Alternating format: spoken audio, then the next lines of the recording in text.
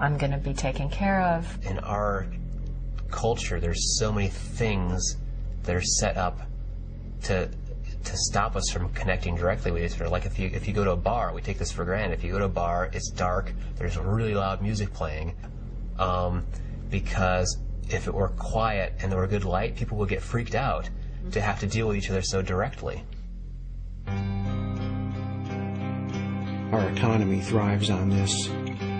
It's pretty easy to sell stuff to people who are so disconnected from the things that they most need. The stores are filled with bandages for the wounds of empire. There are other ways to look at this wounding. Derrick Jensen sees the dominant culture as an abusive system, leaving its members suffering from complex post-traumatic stress disorder. What happens if you're not traumatized once or twice, but if you're actually in captivity for a long time? If you're held as prisoner? And one of the things that happens is you become afraid of all relationships, and you have to control everything around you. You forget that mutual relationships are possible, and you begin to believe that all relationships are based upon hierarchy, because that was your experience. And you come to believe that all relationships are based on power. And of course, when we look around, that's what we see. So we are too frightened to enter into a relationship with these trees, with all of our neighbors. And so we call them resources, those to be exploited. Everything within an abusive family structure is set up to protect the abuser. Everything. And by the same token, everything within this culture is set up to protect the rich. That's what this culture is about. Why do so many victims of abuse stay with their abusers? Because they're identified with the system, and they've been taught since early on that everything is about protecting that system. With civilization, we've been taught to identify with this larger whole that isn't us. We identify more strongly as civilized than we do as living beings. Over the years, I've begun to break my own identification with the dominant culture, to reconnect with myself as a living creature walking the earth. I'm still not finished with the task, a daunting challenge, and yet one of the most rewarding things I've ever done. I've also learned to view this culture through the lens of addiction. Addiction is based on continually seeking more of what it is we don't really want, and therefore never being fully satisfied. There's a deep need, there's a deep hole, a deep longing, a deep fear, a deep grief, a deep rage. So there's food, there's cigarettes, there's alcohol, there's drugs, there's computers, there's TV, there's movies, there's shopping, there's music. It's endless. All of that we've now determined people can be addicted to is a kind of it's like a technological fix. So as long as that's working, why would I stop? I won't stop. An alcoholic doesn't stop. A drug addict doesn't stop as long as it's working, but you reach a point where it doesn't work anymore. After centuries of abuse, disconnection, delusion, and addiction, it looks as though we're desperate to hit bottom. It's almost as if we're wanting to hit bottom so hard that we either shift or die, because it's not worth continuing like this. So many people are so very, very unhappy, and they want this nightmare to end, and they don't recognize that the death that they want is a cultural death and is a spiritual and metaphorical death. That would explain why we continue to foul our nest. If what we want is to hit bottom, we found the perfect means to get us there. Denial. Denial. Denial. Denial. Denial. Denial. Denial in huge neon letters that blink on and off like the old Rocky and Bullwinkle credits at the end of the show. Again, I stop and listen and watch as I move through the landscape of empire. The denial is so thick that you could cut it with a paper knife, if only you weren't still using it to frost that cake. Denial takes tremendous energy, and if you have to work really, really hard to not acknowledge the the fact that this culture is killing everything, you're not going to have much energy left over. It's the energy I freed up when I stepped out of my own denial that has made this documentary possible. The more I let down my defenses, the more I find the power to look more deeply at the world. And when I look, I find the story of somehow, a fantasy that keeps us passive in the face of the world situation. We've muddled through things before, and somehow we'll muddle through this one. Somehow everything's okay. Somehow. How do we get there? You know, it's like it doesn't do any good to fantasize if there's no way to get from here to there. Is there a way to get from here to there? And where is there exactly? Where do we go from here? As world events break through our walls of denial, voices of helplessness and resignation fill the air. You know, if we knew somehow way to get out of it, we would, but we don't. Whatever's going to happen is going to happen. There's going to have to be some sort of catastrophic event. A meltdown of all of these systems that we've been depending on. Figure there's no way to stop the train from heading off the end of the bridge. You know, we're just going to go down screaming.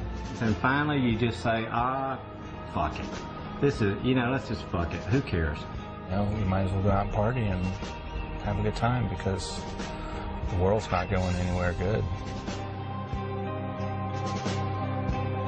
This system feels like a trap, a madhouse, a prison. With resignation this profound, it seems as though there is little left to do but to make the prison as comfortable as is possible.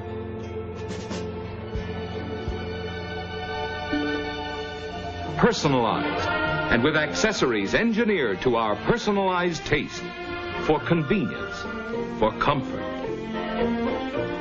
for convenience and safety, with protection from rain,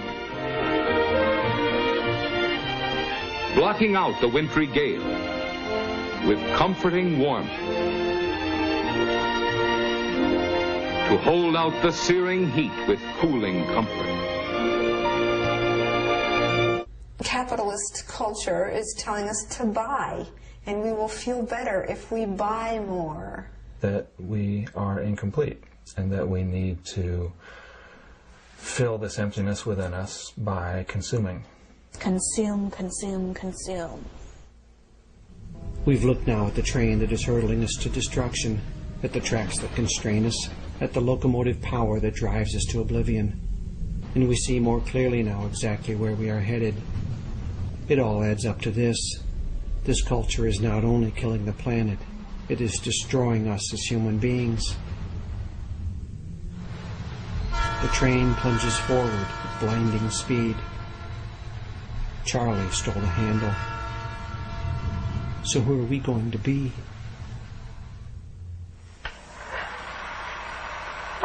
In the film, I see a man standing on the ledge. Do you think he really wants to live? The answer, of course, is yes. I don't think humans are going to go extinct. We can't kill ourselves off. I just don't see any plausible way it could happen.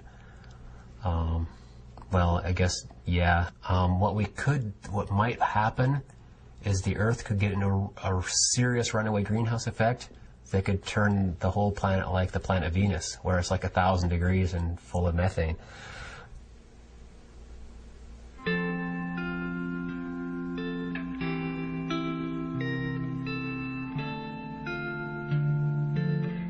A powerful creative tension arises when we hold two things at the same time, a clear assessment of where we are and a clear vision of where we want to go. I don't see that the culture of empire has either. Trapped in a fantasy of domination and control, any clear assessment of the world gets trampled underfoot in the mad march toward the scam of progress. Traumatized by disconnection and abuse, the people of empire now hold visions that are unhinged and insane. Born and raised in captivity, we're now so institutionalized that few of us can even see the prison bars. But we all know our cell numbers. Waking on the train, we find that we don't know where we are, and we don't know where we're going. We hear the whistle blowing, and we can see the world speeding by. Some of us want to stop the train.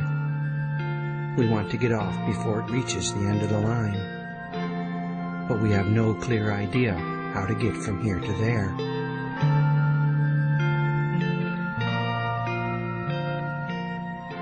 The secret plan is that we're going to go on this way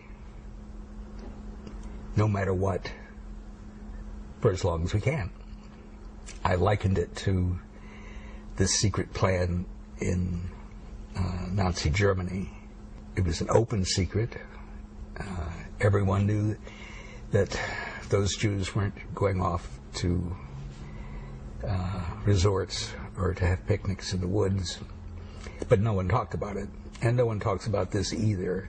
This is scary. We're in a democracy. We're in the biggest democracy on the planet, and we're not getting informed. And we're not looking either. We're not asking. As civilization has provided more and more for us, it's made us more and more infantile, so that we are less and less able to think for ourselves, less and less able to provide for ourselves, and this makes us more of a herd. We develop more of a herd mentality where we take our cues from the people around us, from the authority figures around us.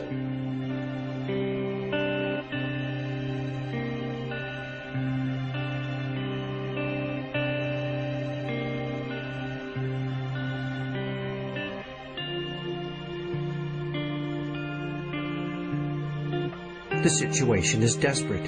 It's the worldwide eco-slam, where climate crash goes head-to-head with the peak oil kid, and overshoot tears into mass extinction.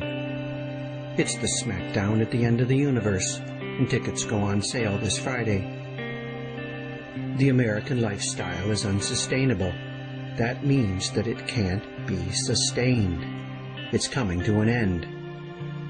Remember how 30 years ago we looked to the future and said, 30 years from now, if we don't act, we're going to be in trouble? Well, it's now, and we are, because we didn't.